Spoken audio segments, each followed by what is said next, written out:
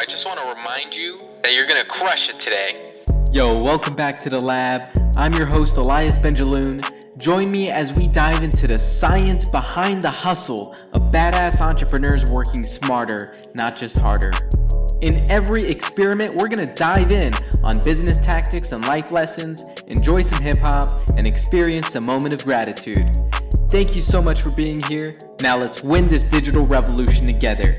As always, we're going to kick things off with some dope music, so I'll see you in there. Remember my love. Remember my birth from above, yeah. I know sometimes you feel alone, like nobody's there.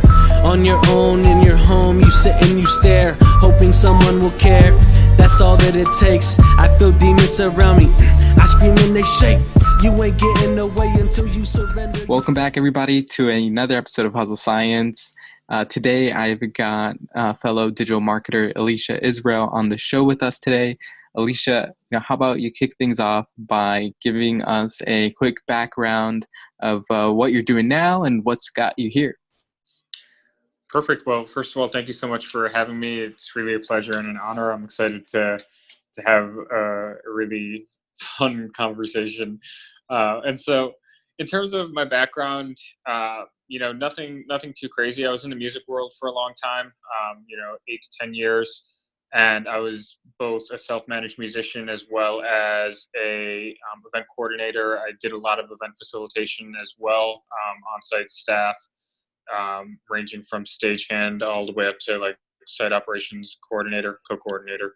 And so, at a certain point, I started to recognize that being in both booking and the business side of the music world, which is something I wanted because I wanted to learn the business of it, and also managing my own career was starting to kind of cause friction in my life. I had people in my life that weren't necessarily at the standard for what I was looking to book, who also had networks and it started to be leveraged against me. And so I recognized that was a really unhealthy reality. And so I immediately basically was like, okay, cool, music world, thank you very much. It's been a pleasure. I'm going to continue creating music and continue with my projects going forward. I'm not going to be involved in the music business any longer, which has been an incredible decision. I think, when people kind of face those life moments, it gets really challenging because you're like everything that you know and you're not really sure what comes next. And then you look back on it a few years later and you're like, oh, wow, what a gift. Like, honestly, what an amazing gift. And so I went ahead on the recommendation of a friend. I had built some brands in the music world, my own projects, my promotional channels. I had built a national tour that had gotten national coverage the second that launched. And so on the recommendation of a friend, I started to offer online brand management as a service. And then over time kind of felt like it was a low value offer, like, cause just posting people's stuff and like, oh, cool, we have another event. Can you put it on Facebook and and Eventbrite or whatever? Yeah.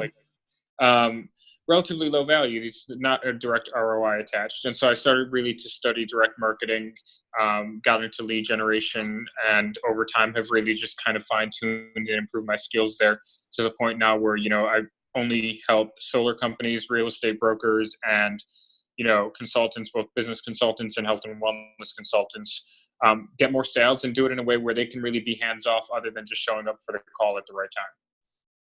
Awesome, dude. Well, thanks for the quick intro, man. Yeah, definitely crazy. I didn't know you had the music background. I gotta talk to you about that eventually, Sure, man.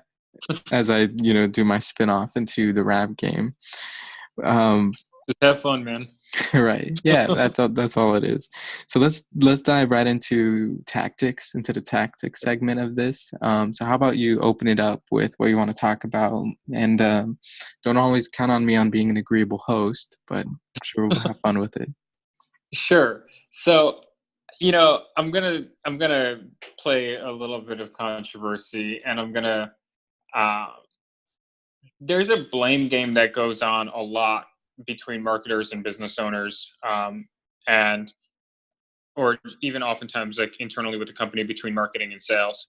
And so you have this situation that happens where the marketing company says, okay, our job is to generate leads and to send you leads, and cool, our job is over. And then the sales organization, we'll just call it a business, for now, because it could be internal or external, but the business says, okay, cool, we got these leads. Now, the fact of the matter is, when you look at that in terms of the scope of the responsibilities, it's really easy to say marketing generates leads, sales qualifies and closes them. But the reality is that most sales organizations, most businesses have a lot going on. They're really busy. They may not be that organized. If you're lucky, they can be organized, or if you are able to help them with organization, they can be organized, which is a value add. And so what happens is that many times they kind of forget about their lead list, or they don't follow up in time, or they don't follow up enough times. And then there's this whole entire thing, because the marketers come in and they're like, oh, well, then you guys aren't doing good follow up. And so there's the blame from the marketers to the business. And then the business is like, oh, well, granted, maybe because they didn't follow up in time, but they're like, oh, well, the leads suck. And that's why you see so many businesses burn through leads, et cetera, et cetera. And so I think that there's this like really interesting blame game that goes on. And what I've noticed is that the marketers who do really, really well are the ones that recognize that and say, you know what, I'm going to do everything I can to qualify and to set appointments in advance, and to make sure that these aren't just a lead, like a name, phone number, email, but these are actually people who we have gone through a few different rounds. Not only have they opted in, they've re-engaged, they've confirmed interest, they've maybe gone ahead and set an appointment, or at least gotten to a point where they're very close to that. And so at that point, the conversation shifts for the sales organization or for the business, because really for them it's just a matter of showing up at that time. And so it basically, by what I feel is like a really easy way to avoid the blame game is for the marketing company to kind of go that next level. And you can build it into your pricing. I'm not saying just do it without building it into your pricing. This is a value add. Like it definitely should be like, but I think this is really what differentiates like the good marketers from the great marketers, is the ones who are really able to, I like basketball. So to use a basketball analogy, some marketers will pass the ball at the 3-point line, and some marketers will pass the ball for a layup. And so it's really just a matter of, identifying which kind of marketer you want to be in, which space you're in, and then figuring out like how you can best prepare. The closer that you are to a layup, the more successful that your teams are, the teams that you're working with and your clients that you're working with are going to be. So I think that a big thing that a lot of marketers miss on, because they play this blame game. So they have a client for a few months and it's a back and forth and it's a back and forth. And both sides are right and both sides are wrong.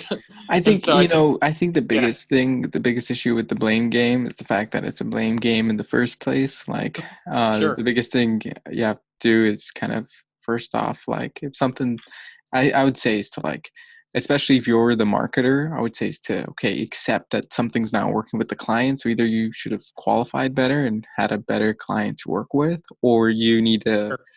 implement what works. Like, nowadays you need to have a follow-up system. You need to Right. like touch point with clients multiple times, because the days of cold leads from a Facebook ad at $1 don't work as well, right? Like we're not in 2014 anymore. Like this game has changed. And I think it's really, I agree with you. There's a difference from good marketers and the great marketers or shitty marketers. I think the biggest difference from like a shitty marketer and a great marketer is a marketer that is A, willing to accept where they can improve, and B, willing to work with the client. And I think part of that is also like setting the right expectations with your clients. I've seen sometimes, with freelancers, they overpromise with, I'm going to get you this, this, and this, and then they don't. Obviously, a client's going to be pissed. Like, what do you expect? So, Right. I think, it's a lot of learning. I think at the end of the day, though, if you're a new marketer or freelancer and you're in the game and you're experiencing this, is to stop participating in the blame game first. Right. That's the first thing. And then recognize where you can improve. If you're doing everything you can and you are actually crushing it and the client's just not doing it, then, it's not the client for you. Find another client that you can, smash, achieve great success with. But if you get stuck in the blame game, you end up with a bad review and then like a shitty client, and then it's just a bunch of bullshit, and it takes away negative energy, takes away energy that you should be putting towards something else in your business, because that bad client ain't gonna pay your bills anymore. Yeah, definitely. And the thing with the blame game is, I just think that it's like a kind of like a fun narrative framing to actually really highlight what the issue is. And so, as you're saying, for people who are in this space, for people who are really looking to up level, and for people who do have that growth mindset, when as a marketer you're able to go ahead and do everything you can to prepare your clients so that they are shooting that layup, so that you give them those follow-up systems, you give them those qualified prospects, you give them people who have already re-engaged, or at least allow them to pick it up at that re-engagement. Yeah. Then at that point, you're going from somebody who's like, cool, I just generated some contact information using paid traffic, to somebody who's like, I'm invested in your success, I'm a partner, I really want to do everything I can to make this as sustainable as I can for you. And that's really where the so I have a client right now. He's amazing. He's a wonderful guy. His follow up is not great, and so the relationship is great. There's not like oh, you're not doing follow up stuff, but at the same time, like, it is something that we're checking up on, and it's something Oh yeah, he of course. applied one follow up system. We're actually transitioning him to a different one that we've recommended, and we're really excited about that one. But the reality is that it never was a matter of him. Um, it was never a matter of him not doing it because he didn't want to, which is because he got busy. He had stuff going on, and so in So other you kind parts of of his gotta business. do the follow up with him too. Well, so basically right, exactly. So like a lot of people will think that. So what happens is, when you're actually able to systemize it and build it into your offer, you don't have to keep going back to that client and giving them that nudge, because all you have to do is just be like, hey, how do those appointments go? Or, you can monitor it. Like, let's say you have an SMS system, or you have a email system, et cetera. You can monitor it. You can monitor the open rates. You can monitor Yeah, the response rates, et cetera. And so that really gives you a much higher degree of control, which allows you to, as I said, give them that layup. So I think that's just, if we're going to go into a tactic, I think that's just something that anybody who applies it is, at least in the marketing space, will yeah, see themselves not only get much better results and ROI for their clients, but they'll also see that they're able to charge a lot more, because they've gone from just being some random freelance marketer to being a partner who has built a stable system which is able to be used for long-term growth. absolutely. I had this mentor in a day, like back in the day when I was super involved in politics, like student politics, young Dems, and like all this jazz.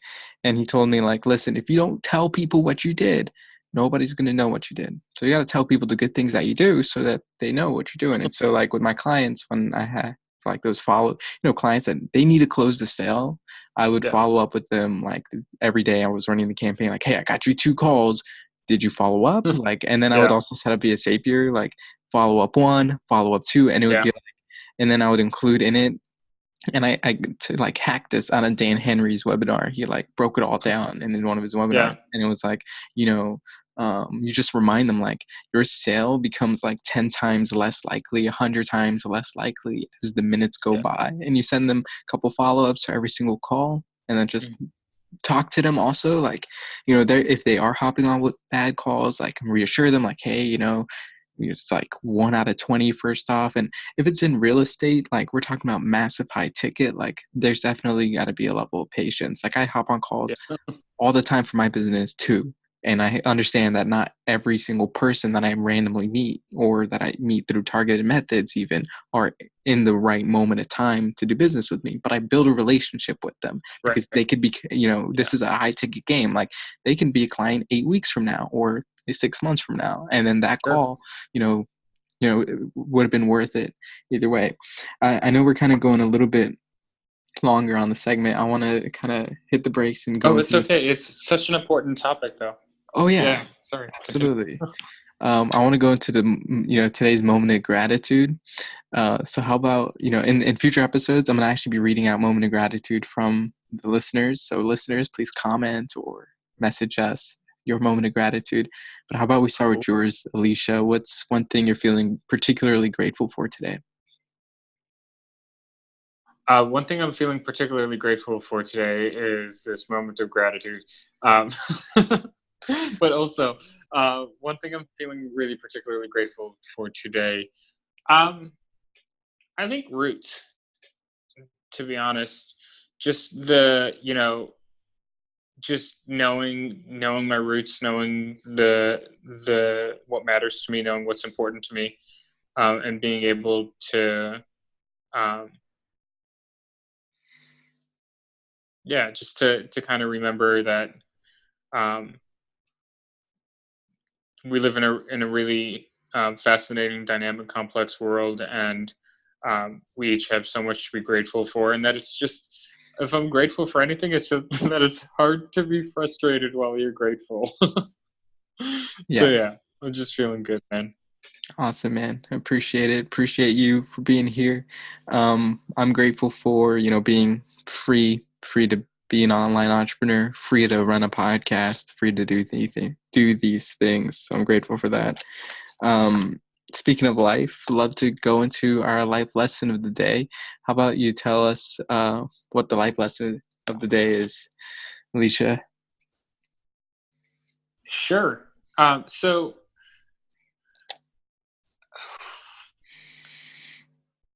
I think the concept that comes to mind is the idea of going wide versus going deep. And I think a lot of people, when they start their business, they start a project, they spend a lot of time and energy going really wide. So examples of going wide: mass inviting people to like your Facebook page. Um, Examples of going wide: walking into every business on Main Street without giving any thought to what kind of business it is, um, or how you could help them. Examples of going wide: cold calling, um, 300 businesses over 2 days without any care as to what niche. Um, yeah, I mean, these are all things that work. Were these things Examples that of going. you did? I've got my fair share. I mean, like some of them to a certain degree, not like, not at that level. I was a little bit more specific with it, but these are all things that, um, are examples of going wide. Other examples of going wide, like, we see a lot in the media where they kind of glance over topics without really, going in depth with them, even to the level of presidential candidates. And then, versus the concept of going deep. So examples of going deep are having maybe two or three clients and constantly up leveling your offer for them and improving your offer for them to the point where they're referring you to everybody that they know, and that they're giving you amazing references, and that you have an amazing relationship with them, and that you're really just helping them get amazing results, etc. That's an example of going deep. Um, and or an example of going deep is, maybe, not talking points, but talking the with a level of nuance as to talking points. So I think a lot of people, when they're starting out, they just spend a ton of time and energy going wide. They add up, like, this is, if we're going to talk about things that I've done, just adding every single business owner, entrepreneur type that I saw in Facebook groups, um, even if they were completely unrelated to what I was doing. It was like, oh, seems like a smart person, and it led me into some interesting conversations where there were a lot of people who I didn't align with, and people who I, kind of would like speak my mind, and they'd be like, "Oh, well, I'm decently liberal leaning, so you can imagine the context of some of that." And so the thing that I think a lot of people miss is that, and this is kind of actually touching back on what we were talking about before, that they're always looking for the next client. They're always looking for the next thing, and they don't take time to like reassess what they've already been doing, what's been most successful, which relationships are successful, which relationships are worth developing. And with that assessment, really leaning into where the results have been, where the honesty, the enthusiasm, the energy, the return have been. And so what happens is people just end up spreading their energy so wide, and um, it's a big part of why they're not really able to do anything. Super easy example, and I'll kind of maybe I'll kind of finish it with this. Is the person who every weeks has a new offer in a new niche. 1 week they're doing affiliate marketing, 2 weeks later they're doing ecom, 2 weeks later they're doing marketing, 3 weeks later they're coach, 4 weeks later they're a guru in front of a fake Lambo. Sorry, I just had to. But you see these people and you're like, that's going wide. It's like not really like actually um there's not really any level of depth and nuance there. And so I think something that's really powerful is for people to really get, whether it's with relationships, whether it's with skill sets, whether it's with its areas of interest. I think it's good for somebody to go to the library and grab like 3 or 4 books on a topic and spend a month or two reading them. I think it's good for people to, maybe earlier in their business, get a couple of clients and then slow down and focus on those clients and figure out like how to improve their offer through what they're doing with those clients. I think it's good for people to, um, you know, take the time. And I guess it might, to me, the theme of going deep with something is slowing down and just giving yourself the space to allow yourself to process it a little bit. So yeah, I'd love to hear some reflections on that, if you have any as well. Yeah, for sure. I would say, yeah, like you touched on a couple different things there. There's a time and place for everything, right? Like, I would definitely say I've been the victim of my own going deep as opposed to focusing in. I'm going to focus specifically though on talking about targeting your niche. When I first started my website agency at like 16 at UNLV, I didn't have any. Wait, real quick, can I say one Yeah, thing yeah, real go quick? for it. So for people who are really early in the process, there's a lot of value to going wide in relation to curiosity and discovering what people are interested in. But Yeah, like when you want to like really get to that next level, sorry, but I just really wanted to clarify that. So you were at UNLV yeah, and you no, were good starting. point.